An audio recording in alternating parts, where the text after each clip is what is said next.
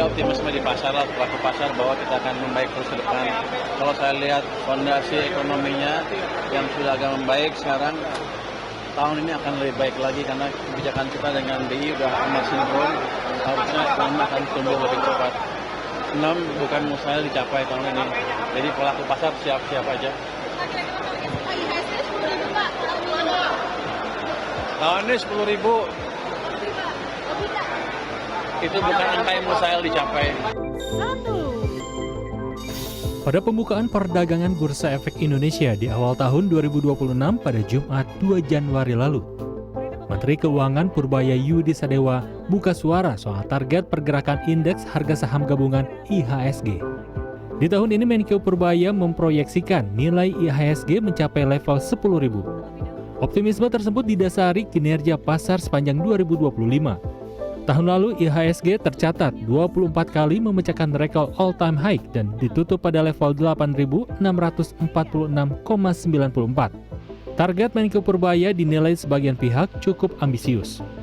Chief Economist Bank Permata Joshua Pardede mengatakan target tersebut bukan hal mustahil, namun tetap bergantung pada sejumlah faktor, terutama kinerja emiten dan valuasi pasar.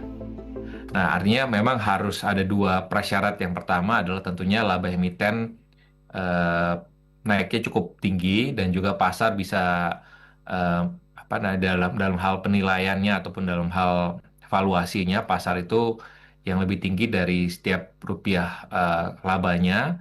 Lalu dari sisi supply ataupun dorongannya tentunya ada modal awal yang cukup positif ataupun cukup tinggi, cukup bagus ya. Misalkan proyeksi pertumbuhan ekonomi Indonesia tahun ini kan memang diperkirakan dari pemerintah APBN 5,4%. Ya, kalau kita melihat dari konsensus pasar sendiri di kisaran 5,1-5,2%. Jadi artinya ini menjadi modal cukup positif untuk mendukung bagaimana kinerja emiten di tahun ini. Sementara itu, pengamat pasar modal Alfred Nainggolan menilai pergerakan IHSG pada semester pertama 2026 cukup bagus. Namun pasar masih akan fluktuatif karena dipengaruhi oleh faktor eksternal seperti penangkapan Presiden Venezuela oleh militer Amerika Serikat. Jadi istilahnya memang benar, itu memang bukan sesuatu yang mustahil, memang secara historis dan kondisi yang lain. Tapi kalau bicara masalah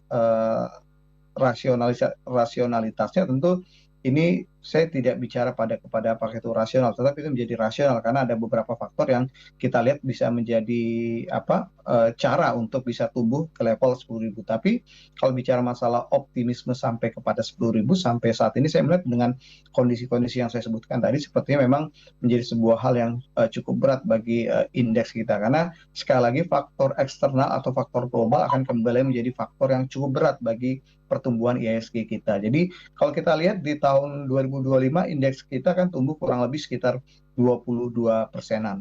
Kalau kita lihat di tahun-tahun sebelumnya, di 5 tahun terakhir, bahkan 10 tahun terakhir, IHSG hanya tumbuh CAGR 2-3% per tahunnya. Jadi kembali lagi memang ini menjadi sebuah hal yang menurut saya memang cukup berat, sehingga pada fase saat ini ketika adanya kejadian Amerika terhadap Venezuela yang mungkin menjadi faktor pertimbangan yang membuat saya memang bahwa angka 10.000 relatif masih sangat berat sekali ya. Artinya perlu ada kejutan-kejutan lagi khususnya dari faktor eksternal yang diharapkan akan menjadi faktor terbesar, tetap menjadi terbesar, menjadi drive terhadap tadi pergerakan IHSG kita. Di tengah dinamisnya kondisi global, realisasi target IHSG 10.000 diharapkan dapat tercapai di tahun 2026. Anastasia Santoso, Andika Suramanto, Jakarta.